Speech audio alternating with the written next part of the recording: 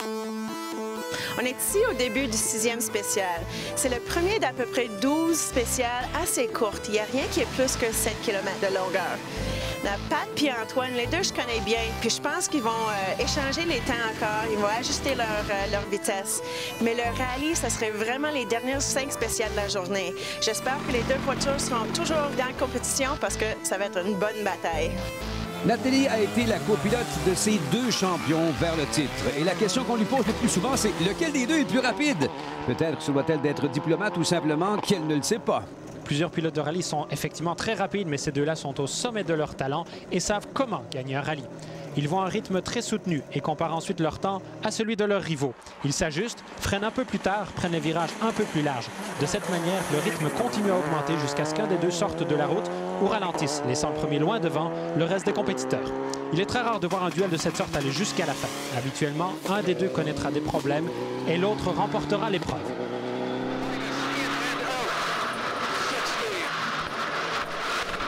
Comme vous le constatez, les conditions ont fort changé. Il pleut aujourd'hui dans la région de Sainte-Agathe. Andrew Comrie-Picard était 3e lors de la première journée après avoir brisé une durée de turbo. Il avait perdu 20 secondes. Sa voiture est maintenant réparée et il signe encore le 3e temps. Il est par contre en 5e position au classement. Vous l'avez sans doute remarqué, les routes sont de plus en plus piégeuses également. Voici la Toyota MR2 des Américains Jim McClellan et Mike Holm.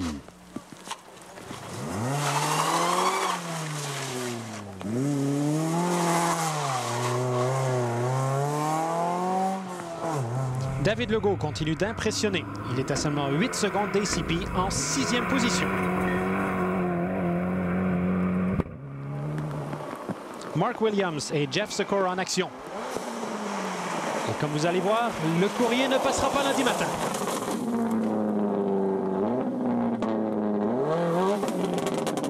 Mais la plus belle performance, dirons-nous, demeure celle de Raphaël et Olivier Guité.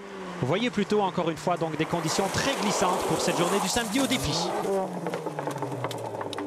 Jusqu'à présent, on a fait des bons temps.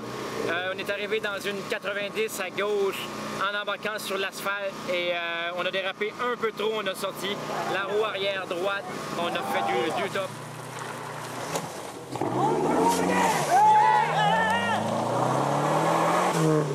Richard et Lestage font jeu égal dans la première spéciale de la journée. L'écart est toujours d'une petite seconde entre les deux. Comme on le constate, l'adhérence est minimale. En pleine accélération, la voiture s'est mise à louvoyer.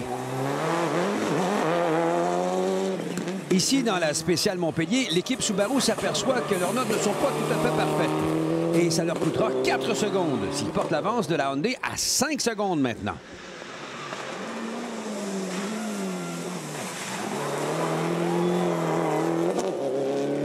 L'Américain Bill Bacon était en 3e position quand il a raté ce dernier virage dans la spéciale de Montpellier.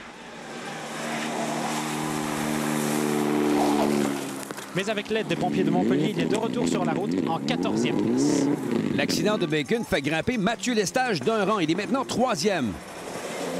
Le voici qui nous montre la bonne façon de négocier ce virage. Comrie-Picard est seulement quelques secondes derrière Mathieu. La lutte pour la 3e position est presque aussi animée que pour la première place. Une spéciale plus tard et c'est l'égalité. Les dures conditions rendent le choix des pneus crucial. On a choisi les bons pneus. On a un pneu que Yokohama nous fournit qui est un pneu intermédiaire au cas où on va un petit peu dans le gravier parce qu'il y a une spéciale qui est un peu mix ici. Puis c'est un compound quand même assez mou, donc ils ont très bien fonctionné sous la pluie. Donc je suis content du choix. Mathieu, tu as une bonne bataille avec ACP pour 2e place. Maintenant, vous êtes égal. Oui, ACP nous a repris un petit peu de temps dans la dernière boucle, mais ça va très bien. La voiture va bien, puis on est en forme, puis on va continuer à se batailler jusqu'à la fin. Bacon qui dit comme ça qu'après avoir débuté la journée en 3e place, il a été surpris par le manque d'adhérence dans le virage, où d'ailleurs, il est sorti de route. Ce qui est comique, c'est que dans la vie de tous les jours, Bill est un pompier et il a trouvé plutôt rigolo justement d'avoir été sauvé par des confrères. À partir du service, les équipages refont maintenant les spéciales de Ripon et Montpellier. Richard est le plus rapide à Ripon, mais seulement par 1 seconde.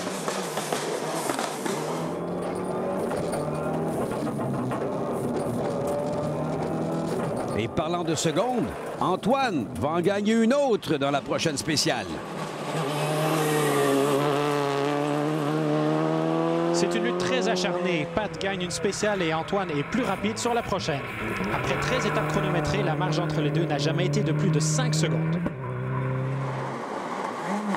Voyez Antoine Lestage, il a peut-être un léger avantage à cause de ses pneus. Les Yokohama sont vraiment bons dans ces conditions mixtes comme celle-ci.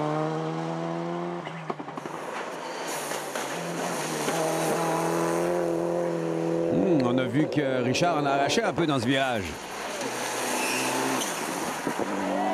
Andrew Comrie-Picard, il va à fond dans la bataille avec Mathieu Lestage.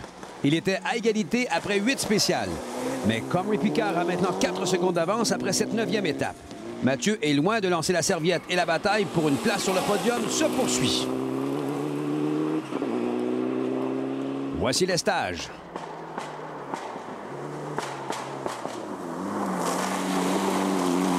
Oh, gros travers à bas régime à part ça. À la fin de cette 9e spéciale, le Montréalais Freddie Wheel manque le virage à gauche et frappe le caméraman de RDS, Don Purser.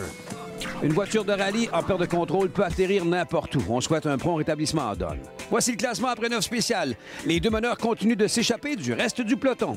Et de ces 9 premières spéciales, 4 ont été gagnées par Antoine Lestage, 3 par Pat Richard. Les 2 autres, ils étaient ex-aequo. Des conditions difficiles pour les spectateurs comme pour les pilotes d'ailleurs. Le rallye défi continue avec 4 spéciales autour de Saint-Sixte. Antoine ajoute 1 seconde à son avance dans la première des 4. On n'entend pas Nathalie, l'intercom est brisé. Mais Pat Richard retranche une autre seconde dans la 11e spéciale.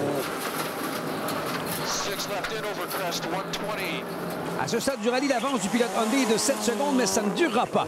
Patrick Richard augmente les temps. Dans la 12e spéciale, il retranche 2 secondes. Dans la 13e, un autre 4 secondes. L'écart est revenu à 1 seconde seulement. Lestage a l'avantage sur Richard. Une autre lutte absolument magnifique, c'est celle pour la 3e place entre Mathieu Lestage, qui a été rattrapé par Andrew Comrie-Picard. Il a répliqué et regagné sa position par seulement 5 secondes. Le rythme est soutenu et le duel se poursuit. Il est peu probable que tous survivront à une telle bataille. Comrie-Picard et Lestage se battent peut-être, non pas pour le podium, mais pour la victoire.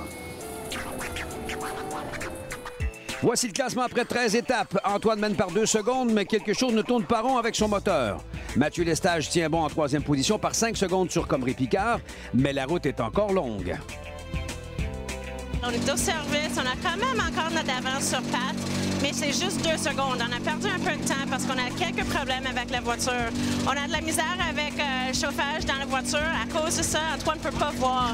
En plus, il y a une bizarre de bruit qui vient, puis on pense que c'est la tête du moteur. Espérons que son équipe pourra réparer. La conclusion du rallye défi se poursuit à RDS après la pause.